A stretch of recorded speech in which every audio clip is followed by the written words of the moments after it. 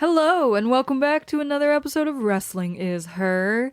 And let me just tell you what, it's been a couple of weeks. How about that? How about that? It has been just a lot. Like, September was like, we're just gonna throw everything at you all at the same time. Well, and to say that, I mean, you're Raja. I'm John. Yes, indeed. I'm Raja. I'm your host. My co-host John is here as well. This is Wrestling is Her. And we have had, let's see, we had a bit of the COVID. We had a bit of some weird flu thing. Yes, because last time on the last episode, you were a little sick. Like, you had just gotten sick. Yeah. And then I got sick. Yes. And then we were all sick in the house. Like, everyone got sick. Everybody's sick. And we didn't only have that. There was a lot of things happen. Yeah, like this past weekend, we were like, we're going to watch this Stardom show in Cork and Hall. We're going to record a show. And then wouldn't you know it, the power goes out. Yeah.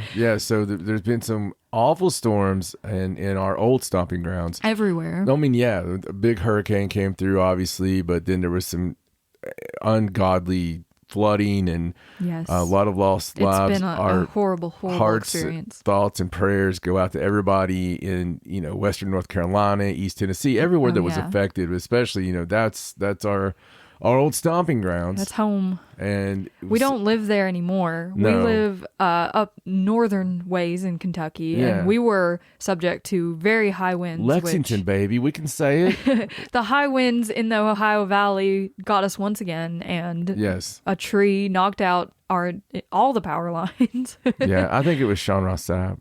Yeah, it might have been. I think he did it himself since he lives in this town. So. But if you saw our ex, we posted a picture of us watching Stardom live in the car from a phone because we couldn't miss it. We totally, like a whole neighborhood completely without power.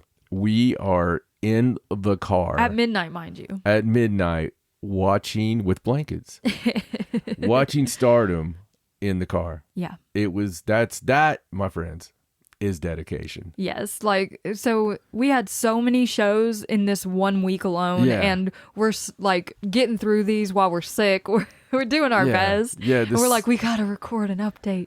But the sick was terrible because the sick was like even the lungs. We had no breath. There was no way of doing it. It was terrible. So we apologize for the time away. But we wanted to wait until, and this is honestly the first moment that we've had. Yeah, like where you finally sit down and like be able to actually talk. It was even worse because like I was into it like 4 days in, it's the worst day of it. And then that's the day that the kids get it. And I'm like, you've got to be joking. It's been insane. But you know what? Man. So we got a bunch of shows. We're obviously not going to give full results on all these shows. No, it would be hard to do a play-by-play for like 6 shows. We have some exciting things to talk about. We have some exciting things coming up that we'll be healthy for. Yes. So we're going, basically this show is us reviewing everything we've seen, like the highlight version. And I do want to say, we talked about the Patreon. We talked about getting that thing kicked off with some great stuff. This also coincided with the sick part. Yes. So all this is still coming. We are still excited. We just want to be able to drop everything the right way. So thank you so much for sticking by and tuning in and telling your friends. Since you brought up the Patreon and things that have happened in the past couple of weeks, before we get into some recent Joshi, I think we need to talk about what we have watched on Netflix. And I'm talking about Queen of the Villains, the show about Dump Matsumoto and the Crush Gals and that whole story from the 80s.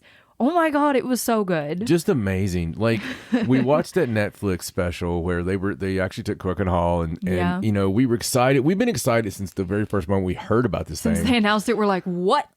And to be honest with you, it made me emotional. Me too. I cried a couple times during the show. It's just so good. It's so well done, so respectful to pro wrestling. My God, it was good. It was even better than I thought. Like, I had high expectations, but they did it even better than I thought they were going to. I've never seen anything that had anything to do with pro wrestling. Like wrestling fiction. I know it's not fiction, but dramatized everything wrestling. With pro wrestling has always had the same connotation as paranormal, right? So with all the paranormal stuff I've done in the past, it's watch me on Max on season 2 of Ghost Brothers. Sorry, I had to put it in there. I just had to throw that. I had to throw it in there. I think it's like episode 5, Cott County. All right. It's the Newport one. Yeah, when there was still a Newport. Right. Anyway, so everything I've ever seen, it's like a news broadcast, right? So when it's paranormal, you hear the X-Files music. Yeah. And it's always tongue in cheek. It's always making fun of itself. Always. And anytime you see like a psychic thing on a program, it's always like the fake psychic. It's always this stuff. It's never respectful at all. Right. At all. Yeah. And wrestling has always been the same way. Every time when I was a kid, I was excited about wrestling being on something. Mm-hmm. It would always be the wink, wink, nudge, nudge. Right. Imagine Rocky 3, right? So you had Thunder Lips, Hulk Hogan, and it's like, well, I thought we were going to, just play along a little bit. Me get you a little bit, you get me a little bit. It's always been that way. Yeah. And, I was sadly surprised when I got into pro wrestling and found out how bad it hurts. It's actually not that way. Yeah, no. Come to see it. Even way less than people and everything. But this was super respectful. It was incredibly well done. The actresses just did. Oh my God, they killed it. Right? They were all fantastic. I mean, the casting for this thing was so spot on. I was like, is this the actual wrestlers from back I honestly then? felt like I was watching Chigusa. Yeah. And I believed it. I mean, I got into the fact this is Chigusa. Yeah.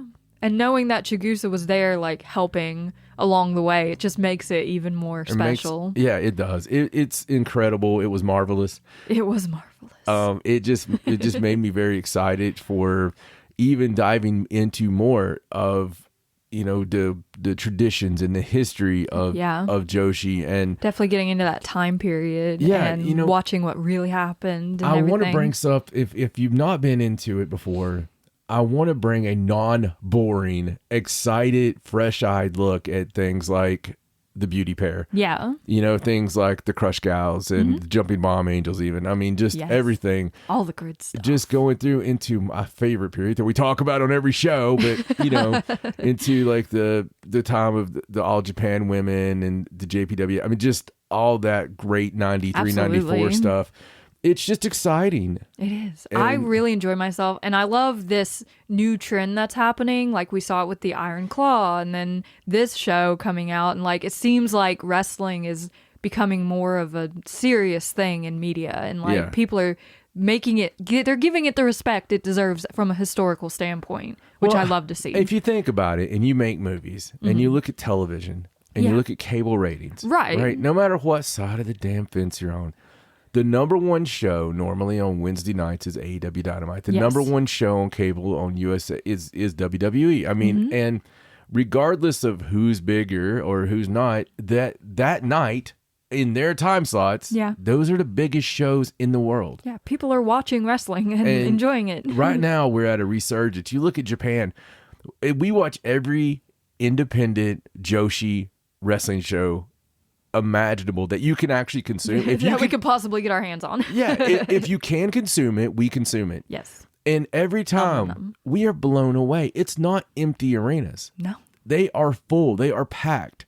And if you go back and watch even the biggest shows from like 2018, 2017, it's half full. Yeah. And it's definitely seen a huge comeback. I mean, like some of their biggest shows, even just a few years ago, would have been at the Pit. Yeah. Instead of at a big, huge arena, at Joe Hall or something. And Corkin Hall, Right. And it's just really cool to see where we're at right now. It doesn't matter if it's Mexico, which is selling out every single week. Absolutely. And Japan is selling out. They're just doing amazing business. We're getting ready to go into the new year this time where we're going to have, AEW, we're going to have New Japan, we're going to have all the CMLL, we're going to have Stardom, everybody in together. Yeah, and I think this resurgent, it speaks a lot about what can happen when people collaborate and wrestling companies get along and do things together. Like it seems like people really enjoy that as fans. They're like, they love to see their wrestlers from over here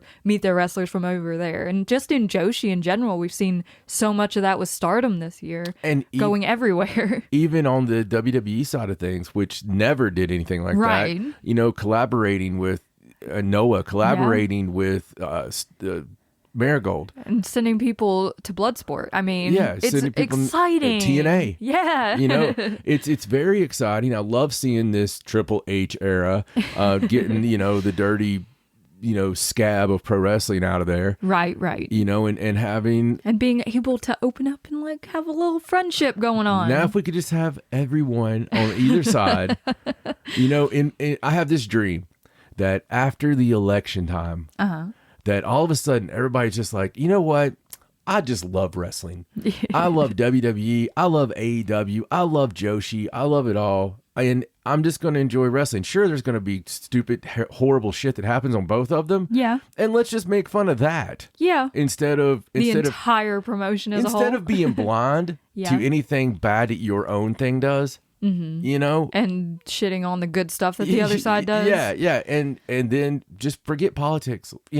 Let's hold them all accountable. Yeah. That's the thing. Just enjoy wrestling. Yeah, exactly. Let's have a good old time. It's like a big Wizard of Oz thing. Nobody's looking at the guy behind the curtain. Yeah. They're just like, let's just keep them fighting. Right, it's all good. They won't notice all the crap we're doing to the wrestlers themselves. Exactly. So anyway, we're back. Yes, we're excited. We're here. And buddy, we have a show. Oh, we have so much Joshi to talk about God. Now. Because like we said, there was so many Stardom shows like over the course of a single week.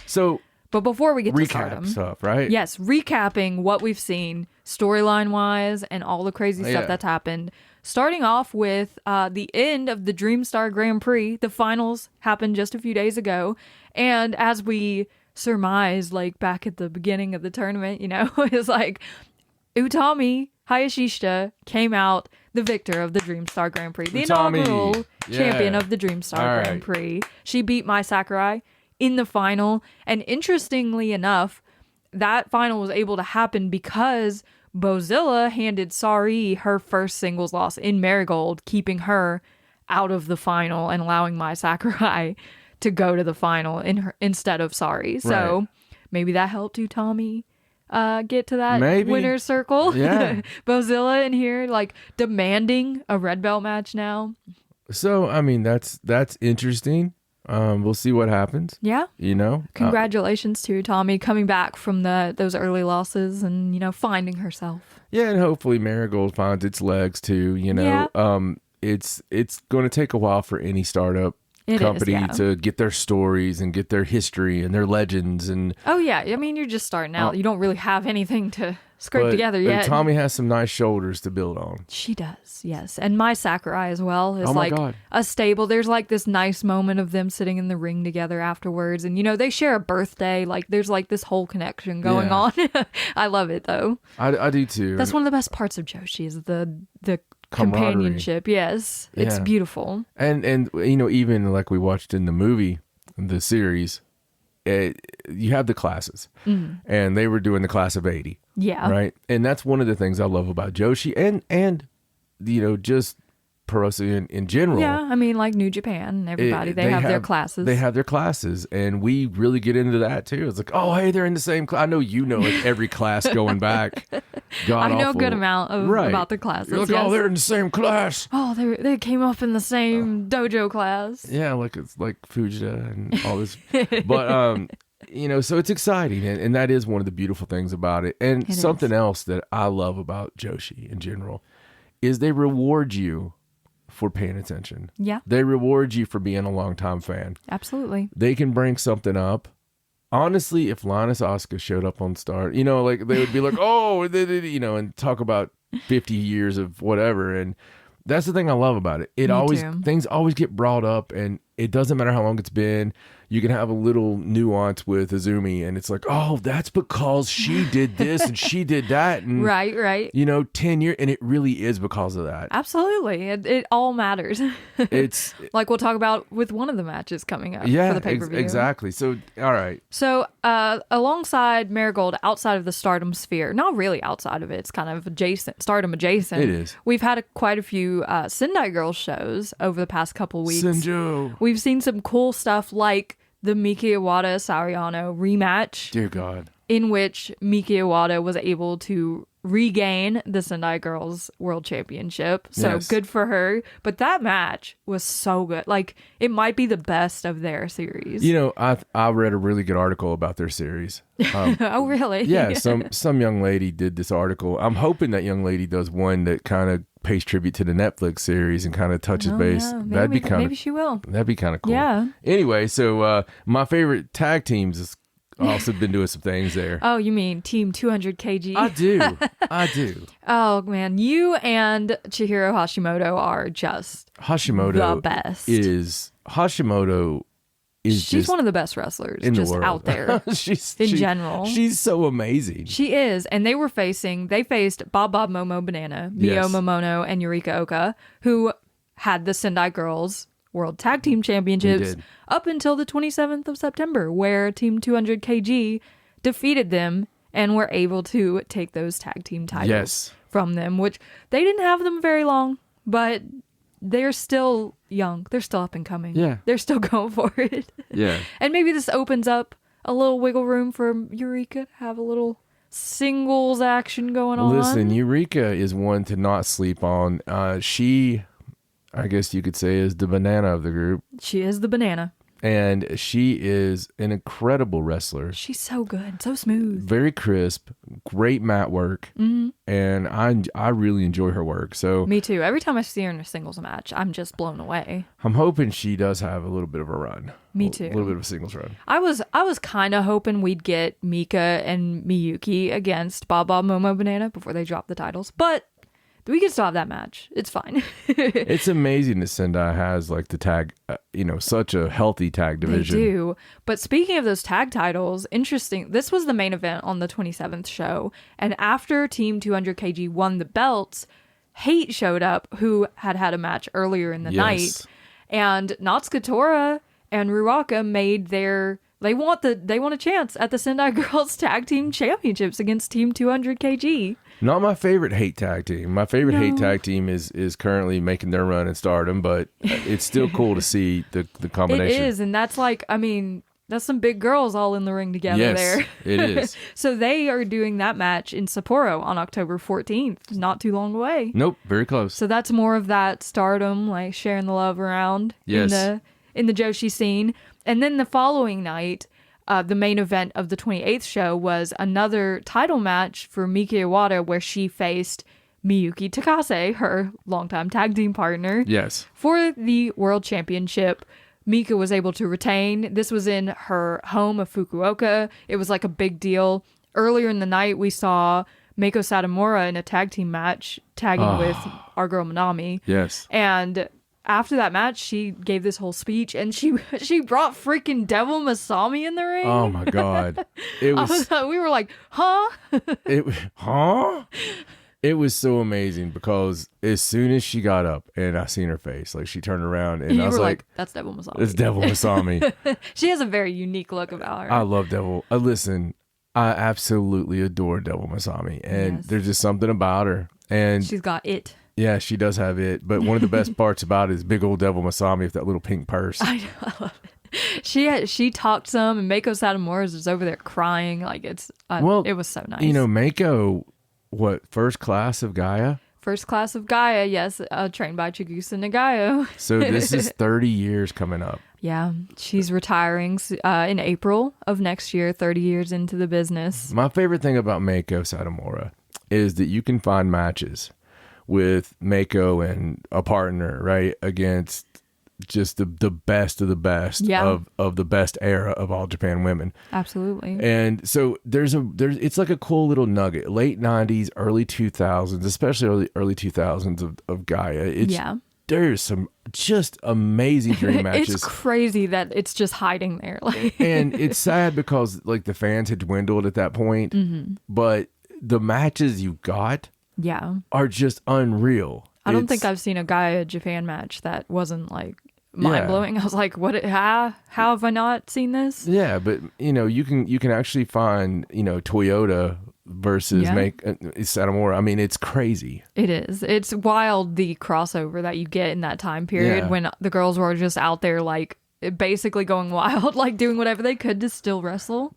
If we don't have some kind of celebration soon with all of the All Japan women and JPW. Just while we still have them here and they can still show up at a wrestling event. Absolutely. I think there should be a really huge, tournament or something. Just something to honor those women who paved the way. Yeah, just truly honor them, especially right now with the nostalgia kick. Yeah, people want to see it. Yeah, I think it'd be great. I know that we have something coming up with Dump at a Stardom show. Yes, we do. So, they have announced Dump returning to Stardom. I think it's funny because they could have announced that, which they have in the past couple of years. They've done little things here and there. Yeah. But now I think it's gonna hit a bit different. Yeah, because people are watching the show and they're like, oh, I get to see Dump Matsumoto in person live, which is crazy to think that she's still out there, in the ring. Oh my God. Being Dump Matsumoto, which I love. Yeah, I love it too. And we've loved it every time we've seen it thus far, even before seeing the show. Yeah, 40 years on. And I love seeing her and Natsuko together. That's just my favorite thing in the entire world. It makes sense. It does. One more note from Sendai Girls before we move on to Stardom. They have announced their 6th Jajima tournament starting on October 3rd. And Jajima is a word that basically translates to shrew, but it means an unruly horse or a woman that can't be tamed, or also tomboy is a word that it could mean. So okay. That's a fun tournament name, I thought. So this tournament is featuring a lot of the younger talent. So Rion and Aya Sakura are both going to be in it, along with people like Chi-Chi, Yuna, both Sendai Girls staples, Hanoka from Pro Wrestling Wave. I love Chi-Chi. Soy, who we just saw on New Blood, and a couple of others, like Spike Nishimura and some of those other young girls. That starts on the 3rd of October. Then the next round will be on the 18th of October, and the finals will be on the 20th of October. I think Wave is doing something similar right now with some of the younger. Yeah, there's all kinds of stuff going on. But I look very much forward to that. That actually starts in a couple days. Yeah, so amazing. It's got some of the Stardom girls in there, people from all over. I mean, we love everybody that's listed there. Yeah, so it's going to be a tournament just for us. So that brings us to Stardom and all the things that have happened. Quite a few. The shows that we've seen since our last review of Nagoya Golden Fight, on the 18th and 19th, they were in Aomori. Okay, listen, the Aomori, or however you want to say it, those shows. They were special. If you want to go back and watch something cool, go back and watch those shows.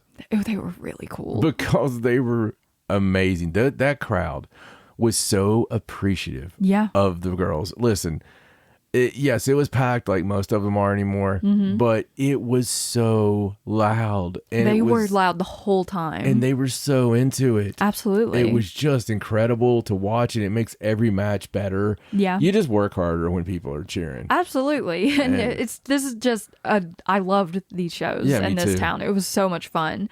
On the 21st, they were in Sendai, aka the show where you couldn't see anyone. Yeah, the ring, the whiteness of the ring and the brightness of the lights just kind of clashed on this one. On the 22nd, they were in Yamagata, aka the show where the rain kept literally everyone away, and they had to stream it live on YouTube for free because people couldn't get there. Yeah. And at this point, I was in the point of my sickness where I was barely there watching the show. This was one that was difficult to get through. It was weird how those two shows kind of corresponded to our sickness. They were not normal Stardom fare. Yeah, we were like, what is happening? Yeah, because it was so hard just to make it through. When you're deadly sick. Yeah, and then on the 23rd, they were in Nagata, so that was 3 shows in the row in the middle of the week, which was weird on its own. Yeah. But they got through those 3. Then on the 28th of September, they were in Korakuen Hall, and on the 29th, we had the New Blood show. Yeah. So that's a lot of shows, 7, I think. And it was probably my favorite New Blood show yet. Oh, it was so good. Really great New Blood show. So let's talk about the big things that happened on these shows. Okay, let's do it. Starting with good old Rion. On the Aomori shows, she's from Aomori, so this was a bit of a homecoming for Rion. And on the first night, she faced Mina Shirakawa in a singles match. And after that match ended, Mina was like, I'm going to be watching your match tomorrow with Micah very closely. Because she's went through everybody. She has, yes, Waka, Hanako. She's run the gambit. She's been there. So then the next night, in her actual hometown, right, she faced Maika one-on-one. And I love this match because this, like, we know how Maika wrestles, and she did that here, but she had this very serious, like, teacherly vibe about her in this match. She did not go easy on Rion whatsoever. No, not at all. But Rion showed her stuff. She had that spunk about her. She was ready to go, and she proved that she deserves a spot in E-Nexus V. My biggest knock on Rion has been the fact of not laying it in. Yeah. You know, and you got to kind of, usually the one of the biggest things with being green is you can tell the greenness of somebody, like with your forearms across the back and stuff. Yeah. When somebody's kind of just going across the back, it's more of a scrape rather than just laying it. Right. Laying the it impact of it. And, so sometimes when you get the crap beat out of you, it tends to make you lay it in a little bit more. Absolutely. And I've been noticing that she's starting to getting there. lay it in. The only thing she has to get rid of is that signature move. Oh, God. The roll-up pin that she attempts to do where she, like, jumps over somebody and they have to, like, flip under to get into position. It just looks hard and difficult and, like, it doesn't make sense. We don't give a lot of criticizing that. Yes, that move needs to go. It needs to go. You need a new signature. So something, anything. Yeah. But she said she wanted to join EXV and keep getting stronger, so Maika welcomed her into the faction, and she's officially a member of E-Nexus Venus, so we don't have anybody now. Yes. Good job. Yeah. Way to go. We don't have anybody now that's factionless. We don't have any independents now running around. Wait. Maybe we do. I don't think so. Okay. I don't think anyone's without a faction right now. Not even Azusa joined Hate. Tomoka's in God's Eye. Oh yeah, Tomoka is in God's Eye. That's the part that always gets me. Yeah, because she doesn't really act like she is in God's Eye. And she should be somewhere else. Yes, because we want her in Neogenesis, but she is in God's Eye. All right. But yeah, we're all full up on the factions now, It's time which for is some awesome. new young girls. Yeah, it's time for the next class. Please. Now the next thing I want to talk about is a story that went through all of these shows. Like, started at the first one and went all the way through the Korkanal show. Sazuki. So, as we talked about at the pay-per-view, she lost her Wonder of Stardom title match against Natsupoi. That was her 6th chance at getting the white belt that she lost. She's never been able to overcome that hurdle, and it just sort of threw her into a very depressive episode. She started coming out to the ring with her hood up. She was not engaged in the matches. They would have to like yell for her from way off ringside to come tag in, and when she got in there, she would just get beat up for like 5 minutes and then do one offensive move just to get the tag out. Every time it was one. And she was just not there, and everyone, I mean, obviously everyone was noticing. It's Hazuki. This is not how Hazuki acts. So after the first 2 times that this happened, in Sendai, they went backstage and Koguma just walloped her with a forearm in the face, and she was like, "Get it together, Hazuki." And I would like to say, I think that's the first time that Stars lost during this Sazuki. They did have a hard time of it because of Hazuki's not being into it. So I think that had something to do with it as well. Koguma was over it. Yes, which was kind of, it was very sisterly. Yes, it makes sense because Hazuki and Koguma are best friends. Right. They've been friends since they started. And Koguma she was probably feeling very upset that she had to see Hazuki like this, because she knows better than anyone that Hazuki's not like this. Oh, yeah. In the following show at Yamagata, the Stars had a match against Neogenesis where Starlight Kid was very vocal about Hazuki's attitude, and she spent some time in the ring like trying to rev her up and get her into it. This was the first time that Hazuki started showing signs of life and like was started to get back into it, and then Mei Seira came in and just completely squashed her like immediately to end the match. And I was like, how's that gonna help? But Starlight Kid, after the match, she went on a little tirade and was like, if this is the way you're gonna act, maybe Stardom doesn't need you. Like, she just said it. She's like, you're not needed if you're gonna be this way. Right. But she wanted Hazuki to get back into it. She didn't want to see her act like this either. Like, everyone was concerned about Hazuki at this point. Yeah, it was crazy the way that Yeah. Yeah. So the following night in Niigata, Hazuki was in the ring with Maika, who they're both from Fukuoka. They had one of the best matches in the 5-star Grand Prix. They won a trophy for it.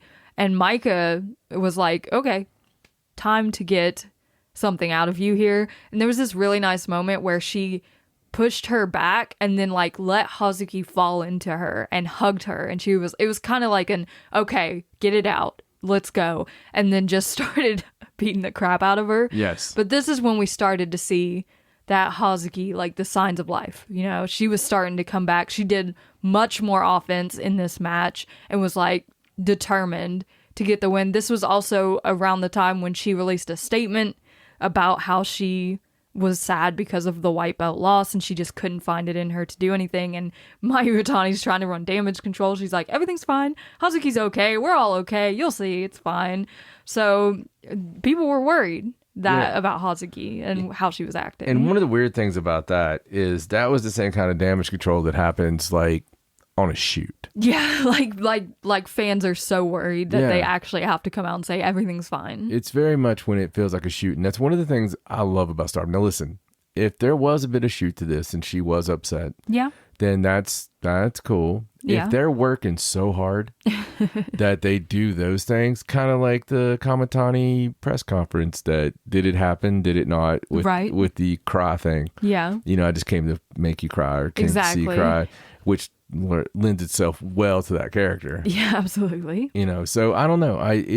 Blurred lines are my favorite lines. Mine too. And there was a lot of speculation beforehand, like, is Hazuki gonna go dark side and join hate? But we didn't really see any of that here. It was just, she was just very sad about this loss and probably questioning her spot in Stardom and if she even deserved to still be here after she failed again to get to the Wonder of Stardom title where she feels she should be. Well, I'm hoping that this story comes back around to the fact of Hazuki having a gigantic damn win. Yeah. I'm really hoping that out of nowhere we get a Hazuki run and we get a huge win, you know, and we've had a lot of things and we'll get to it. I'm sure I'm not trying to bury the lead, but with Poi, you know, there's been a lot of speculation on Poi maybe going dark side because of some of the things with Thekla.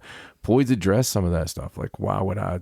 Yeah. You know, why would I do that? Natsupoi's like, I'm finally to the point I want to be with Cosmic Angels. Yeah. You know, so why would I do that? But, you know, it's just interesting time. There's obviously some big things coming. Yeah. And you can tell that when the stories are brewing and, you know, I love it. They're cooking right now. Because you get all the speculation and your mind just goes crazy. Yeah, absolutely. But this whole Hazuki thing culminated in Korakuen Hall on the 28th when we had Hazuki and Hanan versus Koguma and Saida. Right. Which was a hell of a match, honestly. Yes. Like, they beat the tar out of each other. And I love Koguma when she turns it on.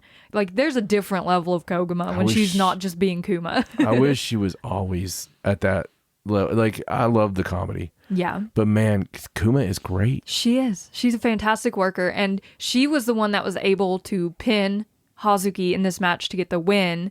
So Hazuki took the loss, but it kind of did good for her, I think. And she was much more back to the normal Hazuki that we know and love after this match. Yeah, she was smiling, crying. Koguma couldn't keep it together. She never can. Yeah. She's crying. Saida is crying. Hanan's crying. They're all just happy that Hazuki's back, I think. And I think there's other things there too, because Hazuki and Koguma kind of put some posts out on social media that were, you know, more about their personal relationship and how close they are. Yes, like, let's show what we can do in the ring and the love that we have for each other and for professional wrestling. Which is beautiful. Which is what they did. Yeah. By doggone it.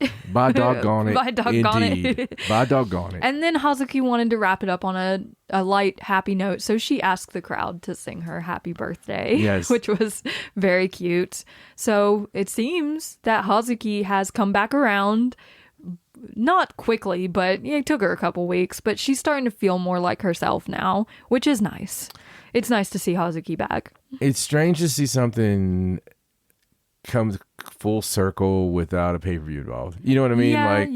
This was like a house show angle almost. Yeah, it might be that people were really that concerned that they were like, okay, we have to wrap this up a little quicker than we thought.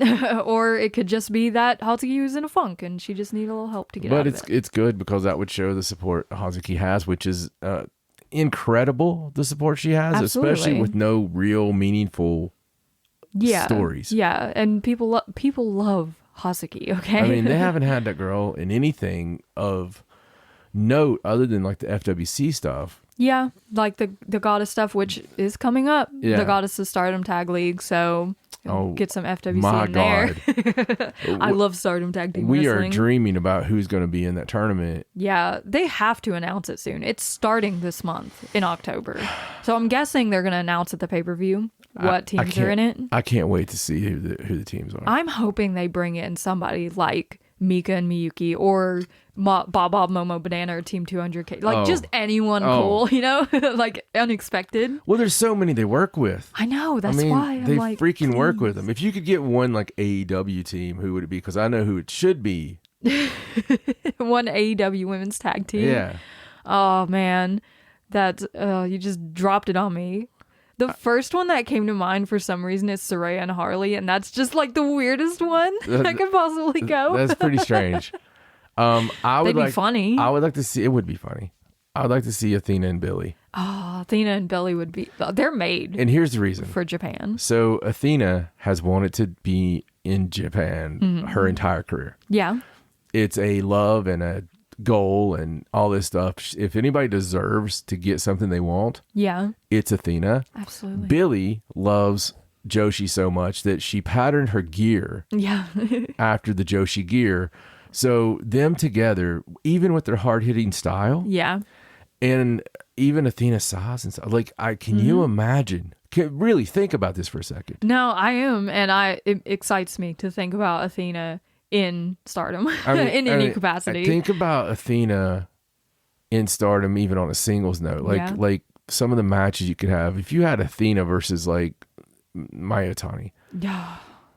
Jeez. I mean, Tam Nakano. Oh my God. Yeah, and you put Billy in there. You know, Billy, I can't imagine just a good stint in Japan for things wonders.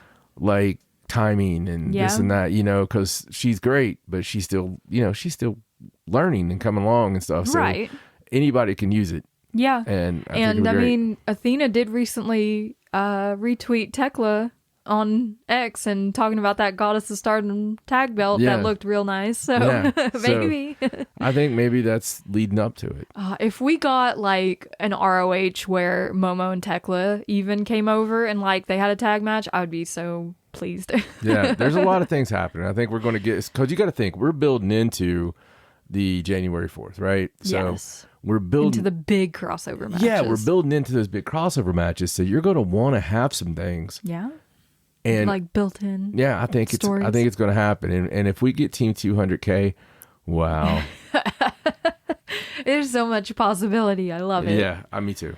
So another thing that we need to talk about is on the Cork and Hall show, one timeless Toni Storm made her return to a Stardom ring. So crazy. Oh my goodness. Teaming with Mina Shirakawa against Azumi and Mayu Iwatani because Toni Storm is facing Mayu Iwatani for the IWGP Women's World Championship on October 5th. So she decided to get a little prelude work in. Yeah, not one of these, I'm just going to show up with the pay-per-view. Yeah. It was 100% seeing her back in proper Stardom. I know. Is just so insane. Yeah, it was really crazy. And the way the crowd reacted to her, they did the black and white. Yes. I was so excited. I mean, she's a superstar, man. She is. And to think in 2017, that was the red belt champion. Yeah. She was there as younger, littler Toni Storm. I think it's funny that when we first started this story with Toni, when we did our special. Yeah. In the archives, folks. But when we did our special on Toni, and we were so excited about the possibilities, right? You know, Toni was not appreciated like she should have been ever. If you want to talk about underrated, Toni's been underrated her entire career, no matter what she won. Yeah. It was still underrated. She has a crazy career.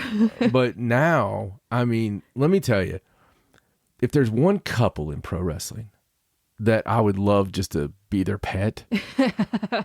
No, like I don't mean that in a sexual way or anything. Right. Just to live in their house like and literally hang be out their with cat. them. Yeah, that's what I was thinking. But just being in their house would be Juice Robinson and Toni Storm. I can't even imagine like the conversations. Are they the funnest? You think? I mean, story and character wise, they're the greatest couple to exist in wrestling. In my head, I just see them watching classic Hollywood movies and then jumping off the house or for some unknown reason. Like it's just for a second, picture Toni in her timeless attire and Juice in that lumberjack outfit with the trunks. Honey, I'm telling you, I love them both so much. Is my couple of the year because I love Juice, man. Yeah, me too. Juice Robinson is a gift. He is the gift that keeps on giving. The whole giving. Bang Bang Gang is a gift. Absolutely. But it's like I've seen praise because Mystico is facing Hiromu Takahashi at King of Pro Wrestling. But he's also doing all of the road to house shows up to King of Pro Wrestling. It's like, that's so cool of Mystico to do that. Because he doesn't have to. No. That's the same thing here. It's like, Toni Storm is doing the Core Canal shows leading up to the pay-per-view. She didn't have to do that. No. It's amazing because you got to think she's training as well. Oh, yeah. You know she's in there in that dojo. She's in there with the girls. I just really appreciate it. She's hanging out with the XV. I love it. I love it when they do things like that and you get to see them in the smaller cities and stuff. Me too. We were talking about this the other night when we were watching one of the smaller cities. We love those the best. Like for us, Stardom is some random gym that we, because Raja and I, we always look up where they're at. Yeah. So we'll the map. We'll look up the city on the map.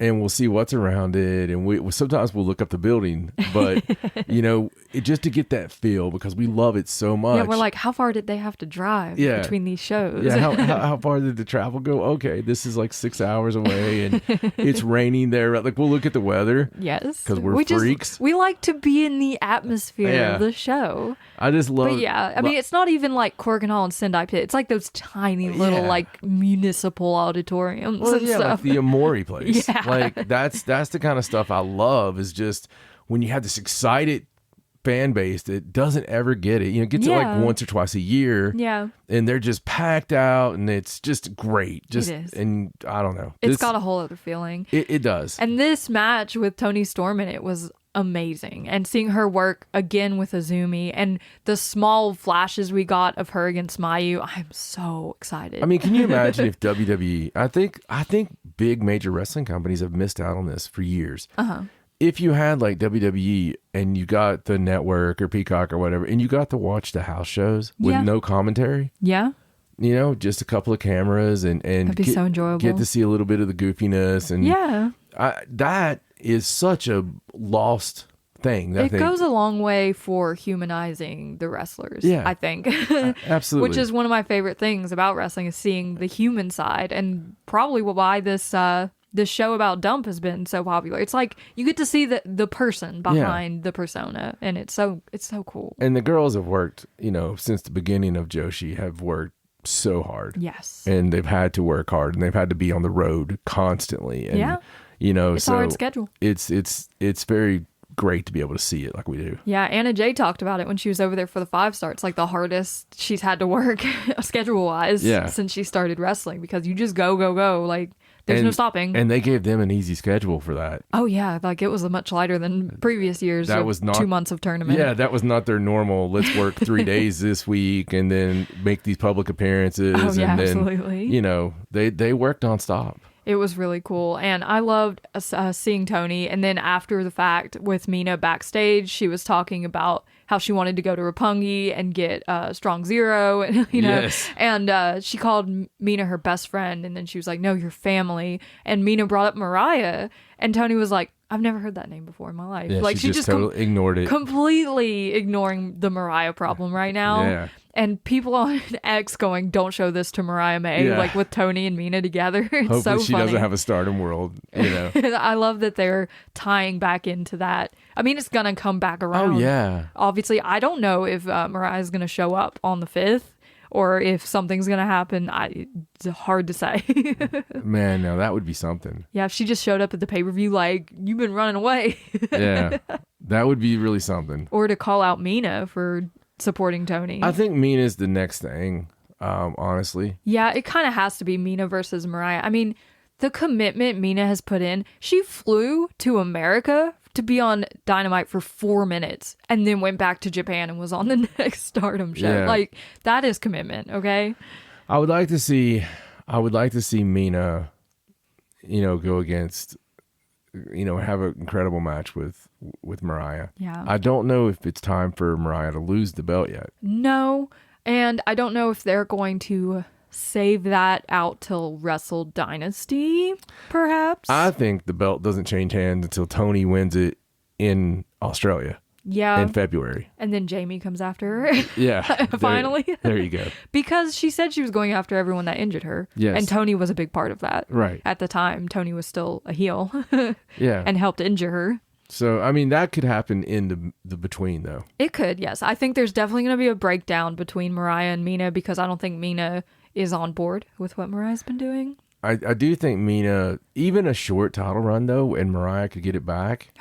If Mina wins the AEW World Women's Champion, I'm going to be so happy. I mean, it would do good, for relations because you could win it back from her on the January show. Yeah, it would be crazy. Have Tony win it back from her.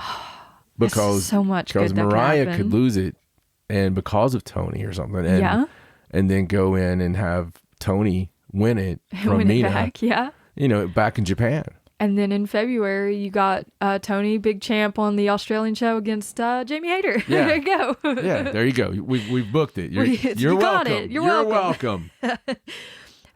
So let's talk about the builds for the title matches coming up on October 5th. Two fantastic builds, in my opinion. Yes. They have been so far. The first of which for the Wonder of Stardom title, Thekla and Natsupoi. So this started before the last pay-per-view with Thekla coming up to Natsupoi during the match and like wanting to shake her hand and being really weird. And then at the pay-per-view, she whispered something in Natsupoi's ear and put the towel around her and everything. Mm-hmm. And Natsupoi was like, I don't know what that was. But they've been building up to this Wonder of Stardom title match. And during their preludes in these shows that we've seen, Thekla has shown a completely different side to herself. Like in Sendai, Thekla took her belt off to use in the match, but she ended up throwing it away and not using it against Natsupoi. And then after the match, when Poi held up the belt to her, Thekla kind of pushed it away and was like, I want to tell our story. I don't want it to be about the belt. Even if it's title match, it's not about that for her. It's funny because it reminds me of when I was a kid on the cartoons. If you had like the big girl, like the big butchy, taller than everybody girl, she's always mean and she's always picking, but then she falls in love with somebody and she gets the hearts in her eyes. Yeah, it's like shows the mushy side. Yeah, and it doesn't make any sense and it grosses everybody out. Right. That's what I feel when Thekla is like this because it's weird because we've seen that side of Thekla where she's brutal and vicious and like unrelenting. It'd be like Gabe Kidd showing up with a white tux and a corsage. Like it doesn't make sense. It's like you're not supposed to be like this. I want to see Gabe Kidd like softy over some cute girl. Yeah, no, it doesn't. It doesn't make sense. Does to not me. compute. I don't trust Thekla. No, well, listen. She has said in a backstage interview in these shows that she wants to use this match to show her real, true feelings toward Natsupoi. And I do not trust for a minute that those feelings are going to end up being good ones. She's talked about since the first about hating idols. Mm-hmm. And idol culture. Yeah. There's probably not a bigger talk like a baby. Yeah, cutesy. Like, get all the people to buy your magazines by being cute. Than Poi. And the baby voice. Yeah, oh, man. So I'm thinking that she's doing the cutesy thing, doing a little story, because in Natsupoi's world, it's flowers and hanging flag. Now, she's a devil. Listen, Natsupoi, as we have documented. She's evil. Natsupoi is a fucking devil. She is. She is in the ring. Yeah.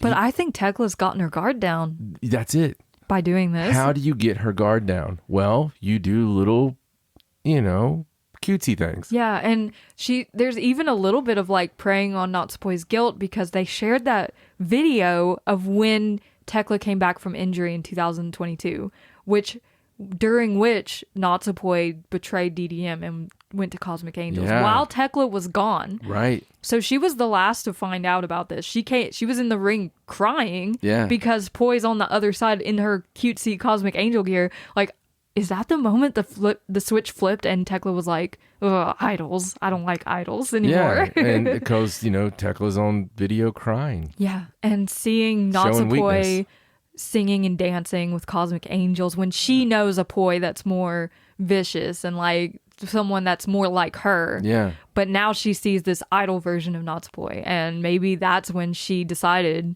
she hated that stuff. Yeah. And what formed the foundation of this idol killer character that she came back with into hate. But she's been so nice and so accommodating through these preludes and like not cheating and being really cool.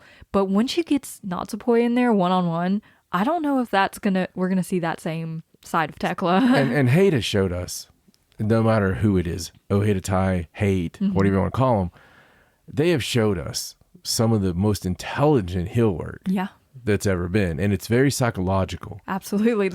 They mess with people. Yeah. They go them extra mile to make sure people are like, there's words for that. Yeah. and we saw it with the whole Momo Saya Kamatani stuff. It's Scott Tepperman must die. It's freaking Cartman feeding Scott his parents in a soup. Oh no.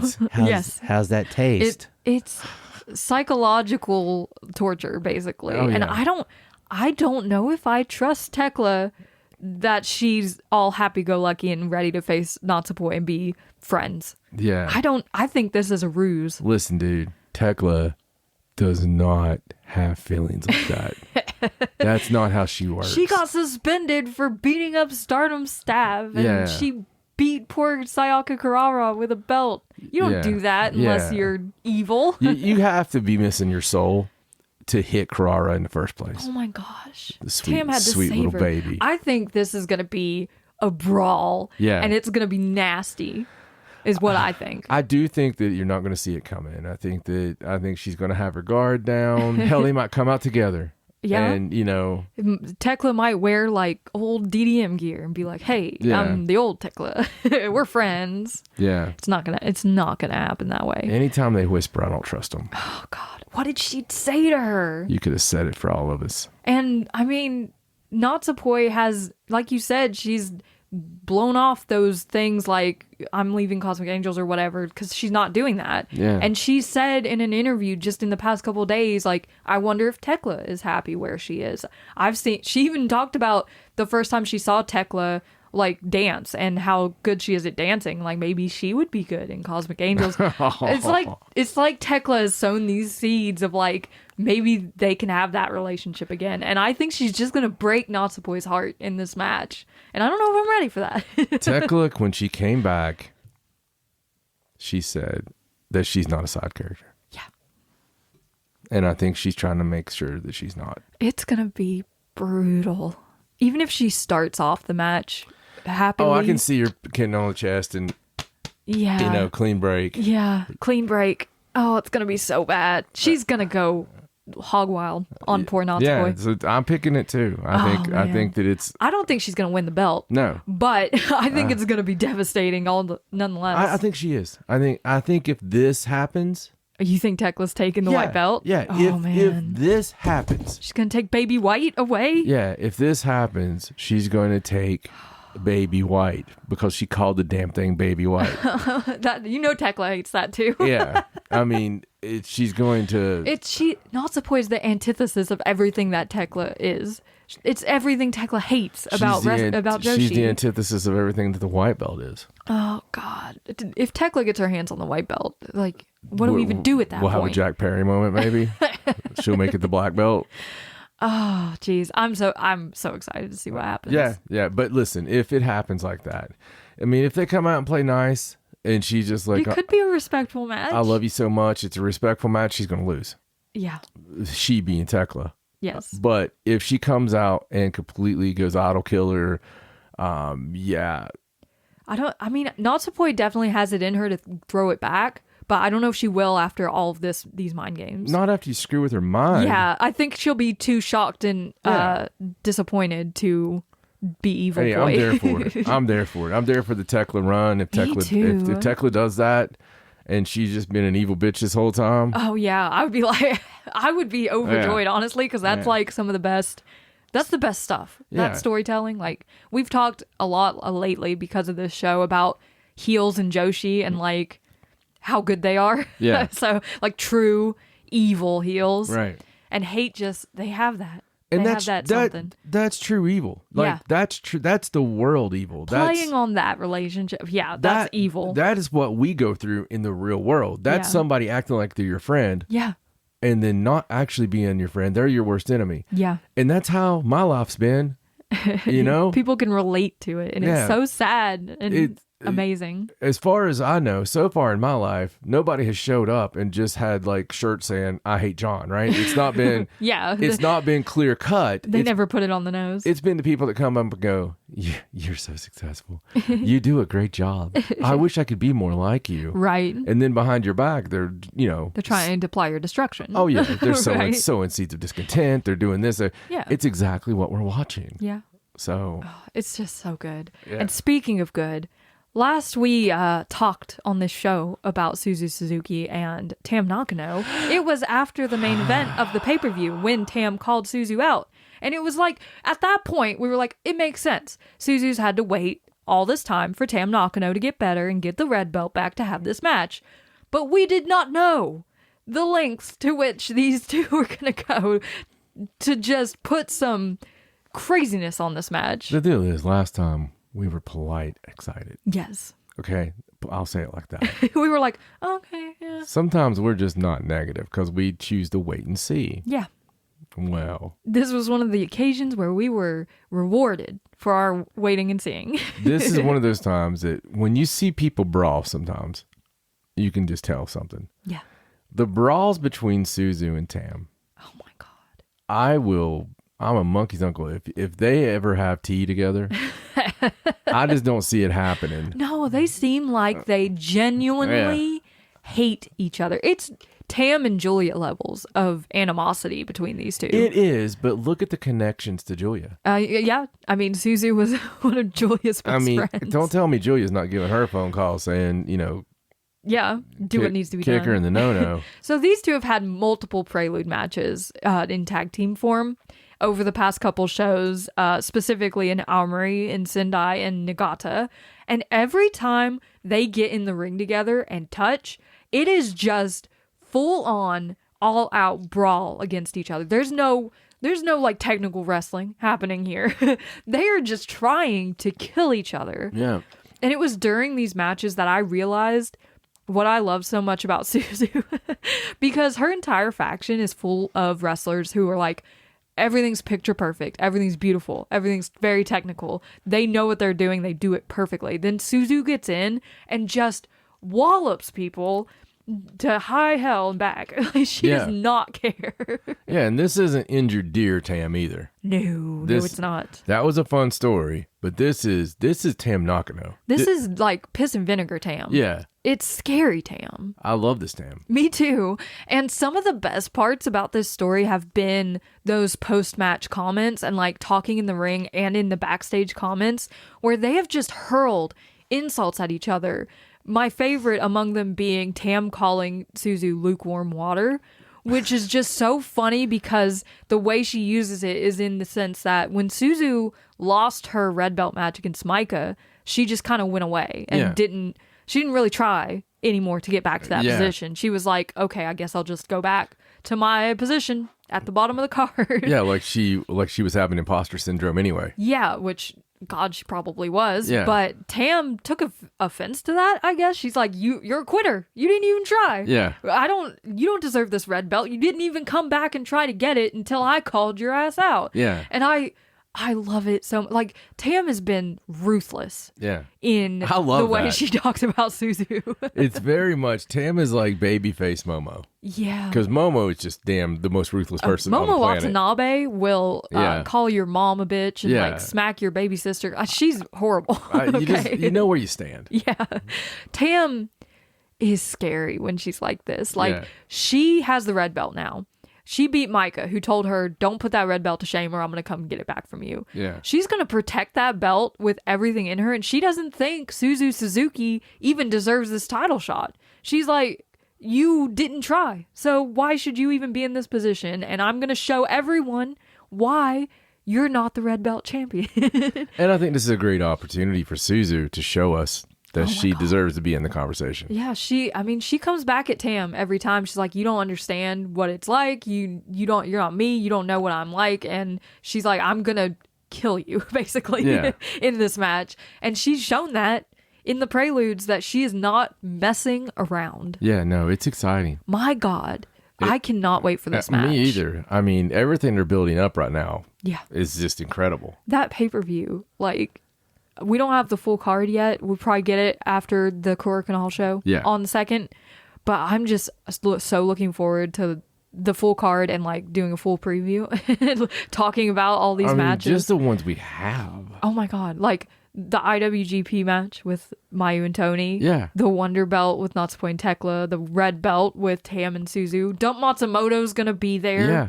My God. Yeah, it's a hell of a pay-per-view. I'm pretty sure they're doing Rina versus Miyu Amasaki for the future belt on that card too. Which Rina doesn't have bad belts. No, she does not. Matches.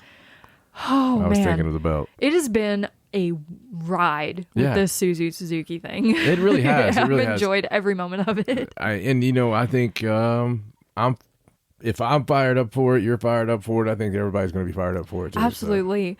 There are a few more notes that I want to get out of the way real quick that were just cool little things that happened or important things that happened, such as Sayaka Kurara getting her first major pin in a match over Saya Kamitani in Korakuen Hall, no less. She got the pin over Saya Kamitani. She did that.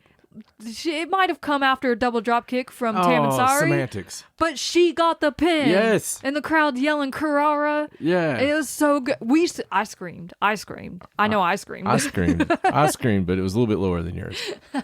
I was so happy. I'm pretty sure we hugged and celebrated. And that's one of the babies. They did it. She did it. Yes. It was awesome. I was so proud of her. It was awesome. And that's a big pin to get. Yeah, dude. Over Saya Kamitani. If you're going to get a big pin, that's a big pin. It was amazing. And she was so happy. She's crying. Tam, like the entire Cosmic Angels came in and hugged her. It was so nice. She broke the glass ceiling. She did. And then the following night at New Blood, she got her first like singles win against Soy in the New Blood match. Yeah. Which was a great match, by the way. Soy impressed the dickens out of me. Me too. the Charles. She's fantastic. I can't wait to see her in the tournament. Yeah, Soy was just Give us more Soy. Soy was... I'm a big fan of No Daylight. Yeah. And I'm a big fan of laying it in. And Soy lays it the F in. Yes. And while we're talking about faces on New Blood, we could stand a little more Echigo Miyagi too. Oh, no doubt. Like, just bring her back for some more big person matches against Hanako. Big person matches for the win. It was so good. It was. New Blood was great from start to finish. She actually had some pretty cool moves, man. She did. I sound like Dave Meltzer. Yeah, she had some hot moves. Hell of a choke slam. Yes.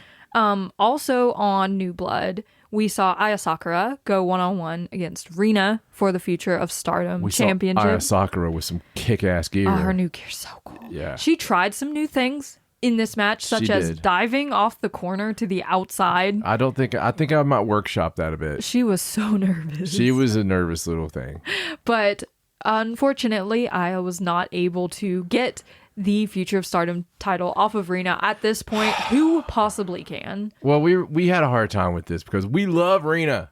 Rina's amazing. We love Rina, but damn it, we want Aya to win this match. She would have been a great Future of Stardom champion. Yeah, it was. It was one of those things where we're really pulling, but at the end of the day, it's like, you know what? Rina's made this the most important belt in Stardom. Basically. And this was probably Aya Sakura's best singles match that she's had in her career so far. So I was really proud of her for that. Yeah, showing up. I was proud of everything on it. Yes, and then the next contender, which seems like maybe a likely person to win the Future of Stardom championship off of Rina, was brought out, one Miyu Amasaki. Yes. Who has been working very hard lately and beat Hina earlier in the night in a singles match. I mean, I can see it happening. I don't want it to happen. It's a weird one because it feels like Miyu's already past that threshold of like Future of Stardom It title. does, but if you look at it, she's not as far past it as Rina is. No, that's true. That's fair. And she does still qualify for the time period of when you're allowed to have the Future of Stardom championship. Rina needs to be main roster. I mean, I know she's main, but she needs to be up in a picture somewhere. I know. She's so good. She's freaking good, man. Her talking, her ring work. Yeah. She's just the full package. Yeah, she really is. I love it. On the Corkin Hall show, Saki Kashima and Shiri had a Goddess of Stardom tag team match against your favorite tag team in Hate, Momo Watanabe and Thekla, and they just completely like went to school on God's Eye. Yeah. Unfortunately, Saki did show up as she does against Hate. There was this one moment during the match where she smacked the taste out of Tekla's mouth, and it was just a really nice moment for her, I think. Yeah, it was cathartic. Yeah. But Shiri and Saki did not win this match. No, and it keeps the remaining thing with God's Eye kind of being... It's like, where are they? Yeah. What are they doing right God's now? Eye kind of... They're a little bit lost in the shuffle, it feels. Yeah. They don't have any major titles. They're just kind of there. Yeah. They're to be opponents So at the moment. I'm hoping something... No stories, real... I mean, you got Shiri Konami, right? But we haven't really been focusing on that I think lately. if anything, I would like to see God's Eye just get evil. Yeah, like, get a little more heelish. Because we could use another heel faction. Yeah, but maybe sort of another tweener faction like DDM was. Yeah, exactly. That's where I was going. Not great minds. Not full character heel. Right. But just heel as in, I'll kill you. Yeah, and there's a perfect lane for it with Shuri toughening up because of the whole Konami thing. She could get really hard on her girls and all of them could be like, why don't we have these titles? And just kind of go more... very serious, we're going to kick your ass when we get in the ring. Absolutely. And people are scared of them because of it. Yeah, absolutely. I'd love to see that for them. I think it would be the right thing to do. Because it's been fun seeing soft, sweet Shiri taking in strays and like being really nice. But I feel like her character really thrives when she's locked in, dialed in, like nothing, no outside noise. She's just here to beat you up. Well, what would work really well is take like one of the babies from Cosmic Angels, have just a normal singles match or a tag match, it don't matter, but have Shiri in there and have Shiri just not stop, go in with the kicks and just get a little the martial arts and everything, but just not stop and get a little bit of color. Just not stop and the match get thrown out from just a crazy eyed Shiri. Right. Yeah, I love Crazy Eye Shiri. And, that would be amazing. And when the girls come in to try to help it, the God's Eye girls just come in and do the same thing, just pull them off. And that would give you that they went too far. Yeah. I mean, we know Saki has it in her to be a heel. Yeah. A heel-ish. Rana would be amazing as a little heel. Hina definitely has it in her. And Lady C would be really interesting, I think. To have a darker side. It's always good to have the one person on the heel team that's kind of like... kind of goofy. Oh, yeah. Well, are they going to come back? Somebody still likes the good guys and, And then when Ami Sori comes back, she could be like, what happened? And there's another karate girl hanging out that you said is part of God's Eye. Right, so, Tomoka. I think she's already scary. Yeah, she's born heel. So, that's been so much. Yes. There's been so much happen over the past 2 weeks. Absolutely. With all these shows, and they've just beautifully built these stories heading towards this next pay-per-view. And it's hard to believe pay-per-view. we have a damn another show coming up before the pay-per-view. Soon. I know. We got one more Corkin Hall on October 2nd. They have released the full card for that. We're going to see Mayu Iwatani, Hanan, and Saya Ida team up against Timeless Toni Storm, Mina Shirakawa, and Maika. Holy crap. Which is going to be fun. I can't wait to see Maika in there with Tony on the same team. That's I think insanity. that's going to be fun. Natsupoi Sariano, Yuna Mizumori, and Sayaka Kurara versus Natsuko Tora, Saya Kamitani, Thekla, and Konami. So potentially more Sayaka Kurara getting some... Or getting killed. Good moves in there. Yeah. Or getting killed. Yeah. But more Poi, Thekla. which is always a good time. Right. It's going to further the story. And maybe Thekla's team might be a little, what are you doing, if she's nice to Natsupoi. They've oddly not been that way, which is another reason I think they know what Thekla's doing. That's fair. The last prelude they had, Thekla was teaming with Suzu, so we haven't really got to see Hate's reaction to her behavior, so I think it'll be interesting. True. We'll see Hazuki and Koguma, FWC, take on Starlight Kid and Mei Seira. That's a hell of a match. It is. We have fallen in love with all the tag teams from Neo Genesis, particularly Azumi and Mei Seira working together. They're just on the same page. But SL May is also fun. SL May is amazing. Then we'll see Shiri, Saki Kashima, Lady C, and Rani Yagami versus Xena, Waka Tsukiyama, Hanako, and Rion. So a little God's Eye versus EXV. They can kill Rion. Then a singles match between Momo Kogo and Momo Watanabe. We've got the Battle of the Momos. The Battle of the Peaches. I don't know what's going to happen. It's going to be fun. I think maybe this might play into the fact that Momo Kogo has voiced her desire to win Tag League and the tag belts with Mayu as Peach Rock. So maybe she'll get a little, she'll get one over on Momo Watanabe. Not all peaches have the same kind of pit. Miyu Amasaki, Hina, and Tomoka Inaba versus Ruaka, Rina, and Azusa Inaba. So Miyu teaming up with God's Eye for a little prelude against Arena. It's just cool to have sister versus sister, sister versus sister. I know. I've been talking about, like, it'd be cool to have Hina and Tomoka versus Azusa and Rina. So we're gonna get some of that in this. I can't wait to see Tomoka and Azusa mix it up. It's just really cool, man, with all the sister stuff. It is. There's so many sisters running around. A lot of sisters. And then Tam Nakano and Aya Sakura team up to take on Suzu Suzuki and Azumi. Well, this is going to go terribly. Yeah, it's going to go really badly. Tam and Suzu are just going to beat the crap out of each other. I like when it's hard to tell which side of the card's the main event. I know. I couldn't tell. Like, which way does it go? Because there's amazing matches all the way through. Do you put Tam and Suzu in the opener? Do you put Mayu and Tony in the opener? Who knows? Who can say? I probably put Mayu and Tony at the end because everybody personally, Tony Storm is a draw. She is, yes, but red belt usually, like, the red belt prelude is the end, but the card is so weirdly structured that it's hard to tell which direction it's supposed to go. It looks like a pay-per-view. It does. I love a good Cork and Hall show. Yeah, this is gonna be badass. And this is only 3 days before the pay-per-view, so you know some crazy stuff is gonna go down. It's gonna be nuts. We might have someone pop in here. We might. Maybe. You never know. Mariah May, maybe. We'll see. It's on a Wednesday, so I don't know. Yeah, that's the 5th anniversary Dynamite. Maybe not, so. But this has been such a fun time with these shows. Sickness aside, crazy weather aside, it's been really fun watching these shows and keeping up with all the storylines, and even on the AEW side of things with Mina and Mariah and Jamie and Serena Deeb going heel and all that happening. Britt Baker's coming back next week, and it's been just a crazy ride. Oh, it has been going on lately in women's wrestling. Now we're all healthy, and we're feeling good, and we got ready to get back to it. We'll be giving you some instant love on the next show because you'll have it this week. Yes, after the Cork and Hall show, we're going to do a full review of that rather than the highlights, plus a preview for the pay-per-view on the 5th. So look forward to that. Make sure you're following us at Wrestling Is Her on YouTube, on X, on Facebook, on Instagram, basically everywhere at Wrestling Is Her, because we love to live tweet. We love to just put all our thoughts out there, and it'll help you keep up with when we post these shows. Absolutely. So that you can keep up with women's wrestling along with us. But for now, I'm Raja. He's John, and thank you so much for listening to Wrestling Is Her.